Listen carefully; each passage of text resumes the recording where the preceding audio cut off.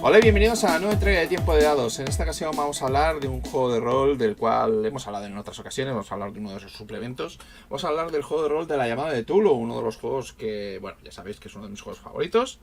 Y vamos a hablar de uno de los suplementos, bueno, más que un suplemento es una campaña que he llegado a jugar. Bueno, no en mesa, sino que la he jugado más o menos online y tal, pero más o menos me entendéis. Que es Los Hongos de Yugoth. Los Hongos de Yugoth es una, como podéis ver, es una campaña publicada por Jockey Internacional en tapa blanda, con grapa, algo que ya a estas alturas casi es impensable.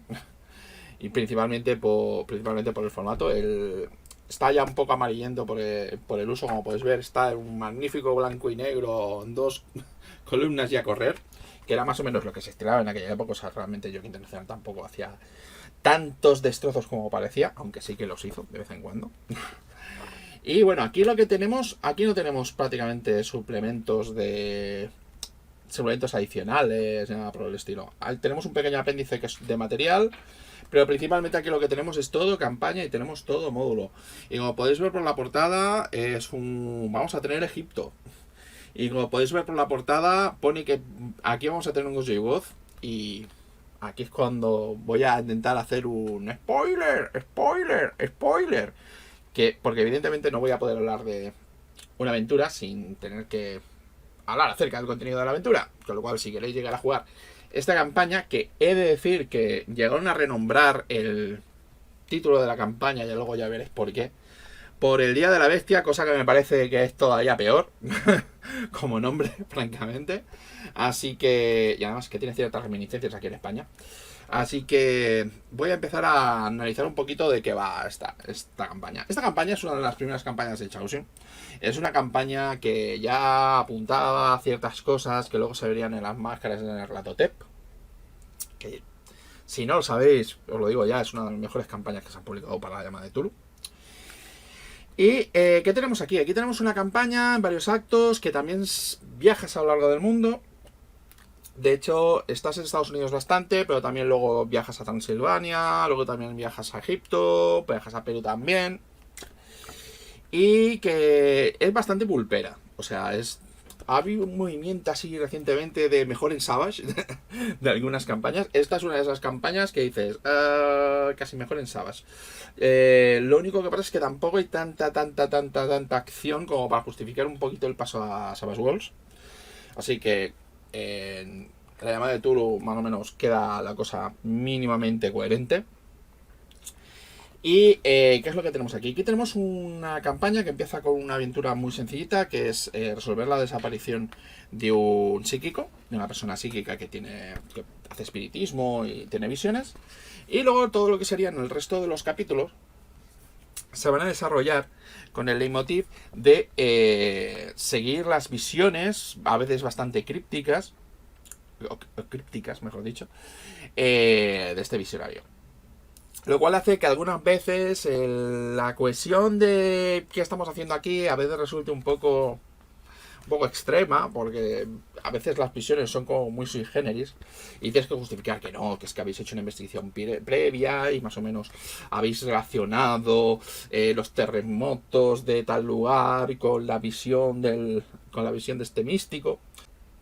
Es una especie de leitmotiv un poco vago, principalmente porque ya es un leitmotiv sobrenatural, no es precisamente porque hayáis cogido toda una serie de pistas y vayáis a determinados sitios. Y las aventuras en sí son un poquito irregulares. Hay algunas que son un poquito de terror, de más Lovecraftiano con respecto a líneas de sangre corruptas y cosas así. Luego, es que voy a intentar no spoilear demasiado. Luego tendríamos una aventura ya en Transilvania, en el cual tiene el pequeño problema de que sí, has tenido algunas pistas que más o menos te han llevado allí. El problema es que el lugar es tan tópico y es tan peligroso que es que francamente irse a Rumanía a un castillo que además te lo presentan con este tipo de ilustraciones, que es que no sé si lo veis, pero hay una calavera en la puerta del castillo. Y dice, bueno, pues vamos a aceptar la invitación a cenar que nos ha hecho este señor. Cosa que hicieron mis jugadores. Luego no voy a anticipar lo que pasó, pero pasaron bastantes cositas. Y no especialmente bonitas. Luego tendríamos un capítulo en Egipto, que el capítulo en Egipto ahí empiezas a ver algunas cositas de juego de rol viejuno.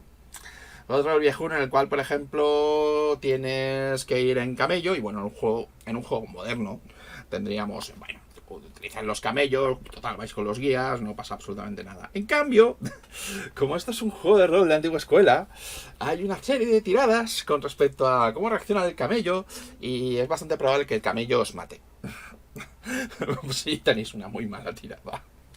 O sea, sí, cosa que puede pasar, evidentemente. Te puedes morir porque te caigas del cabello. Lo que pasa es que, desde luego, no es nada heroico. Y es una de esas típicas cosas que normalmente suelen hacer que los críticos de Cthulhu digan...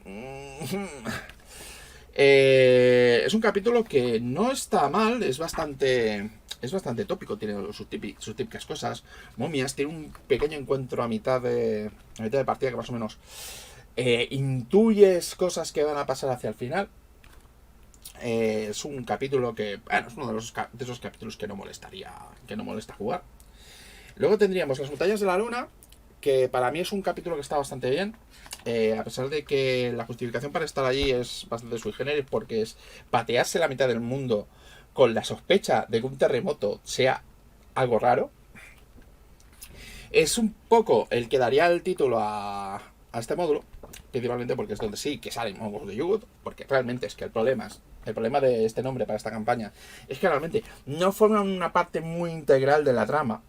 Realmente se llaman los hongos de Yugot, pero los hongos de Yugot están por ahí, como quien no quiere la cosa, haciendo su minería y sus historias.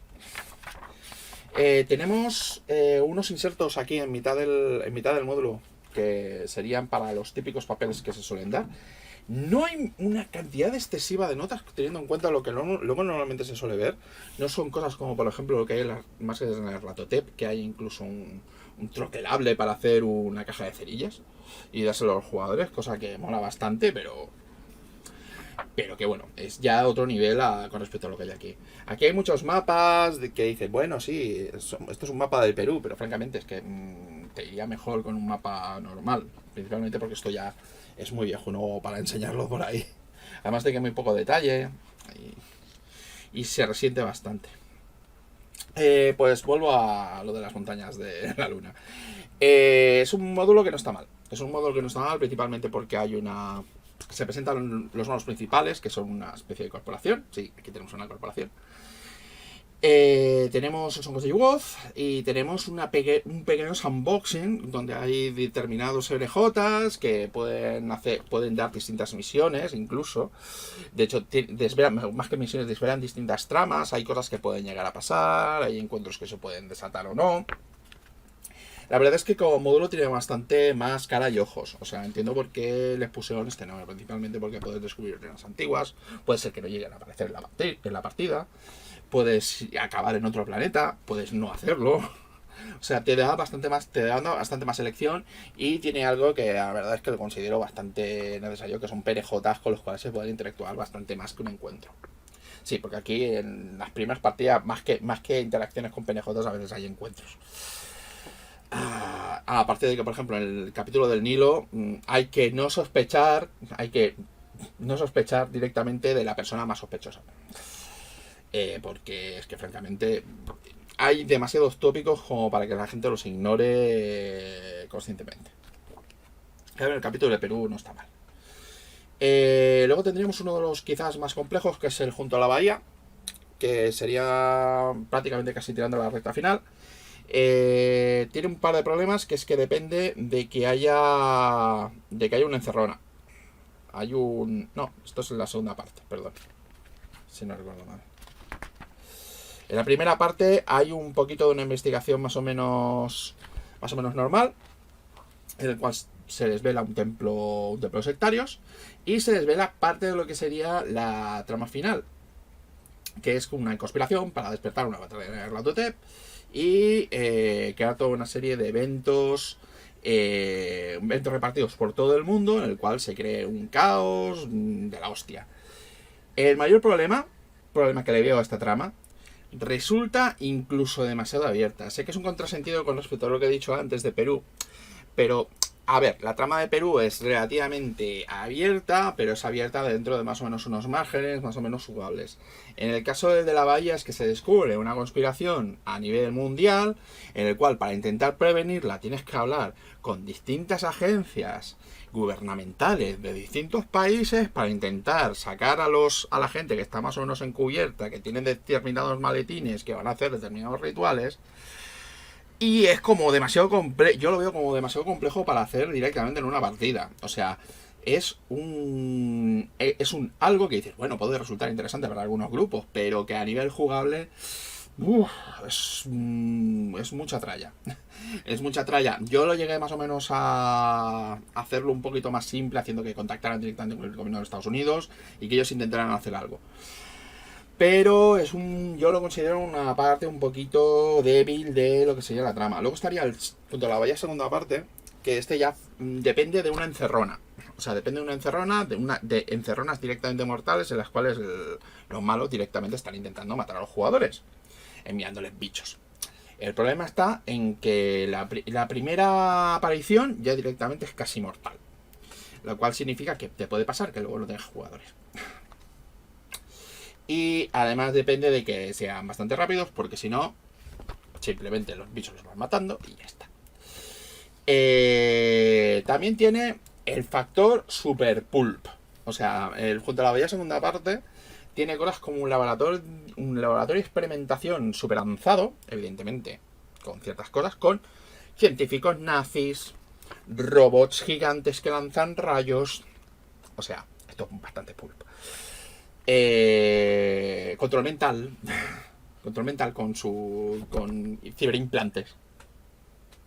O sea, sí, es muy puro. Y luego tendríamos el Día de la Bestia, que el Día de la Bestia es ya donde se dan las hostias, que es lo que da título a la versión revisada de esta campaña. Yo creo que es un error porque directamente estás diciendo cuál es el malo. También pasaba las máscaras de Nyarlathotep, pero bueno, dices, Nyarlathotep puede tener 1000 máscaras, con lo cual pueden pasar 1000 cosas. Y la verdad es que es demasiado cortito, o sea, porque es el Día de la Bestia y dices, pasan cosas y ya está. En mi caso, mis jugadores lo acabaron resolviendo invocando doles. Invocando doles. Para la gente que no sepa qué es un dol, es esto. Que es lo que pensaban hacer los malos, pero directamente se los hicieron debajo del ritual, con lo cual se los acabaron zampando. A los malos, no a los jugadores. Y bueno, esto ha sido los Hongos de Yugoth. La verdad es que es una campañita que no está mal, no es excesivamente larga. O sea, se puede más o menos jugar en caso de que quieras algo no excesivamente complejo. Tiene sus más y sus menos con respecto a la estructura, cosas que ya más o menos he comentado. Pero con un par de adaptaciones y saliendo un poquito donde están los puntos débiles y haciendo un poquito de trampeo, se puede más o menos jugar de una manera bastante decente. Muchas gracias por seguirme y hasta la próxima.